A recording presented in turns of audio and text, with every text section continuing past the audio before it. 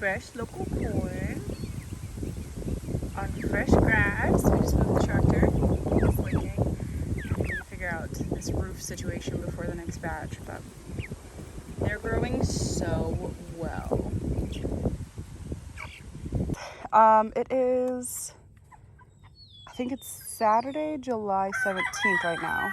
So we've had them almost 7 weeks, I believe. Because we got them the last Monday of May. So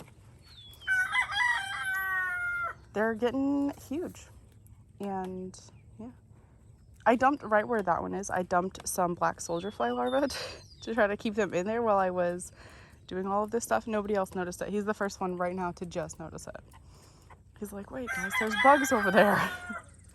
But anyway, I thought that would be a fun treat, and I don't know if they were just too young to kind of understand what it was, or it's easy to forget how young they are because of how big they are. Putting their plastic back on, and I just noticed this little dip here, which means this is where the big chicken tractor started, because that's where it sat for a couple days and they made a little dust bath there. Kind of cool. I've lost count of the weeks. I know we have it on paper, so I'm not that worried about it. But here they are. At this point, we are thinking processing will probably be next weekend. So they've got about a week, maybe a week and a half left, depending on how our plans go. So it'll either be next weekend or midweek the following. One thing I will say when they get to this size, probably even smaller, is don't attempt to take away their food thing, even to refill it without some kind of distraction. So that's what the corn is. I buy corn as like seconds at our farm market, which means some of the like kernels are dried out.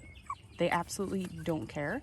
And I just pull the husk back, toss it in, and that distracts them long enough that I can steal the feeder, which even if it's empty, they still follow it around. So I don't know, but that's what I do.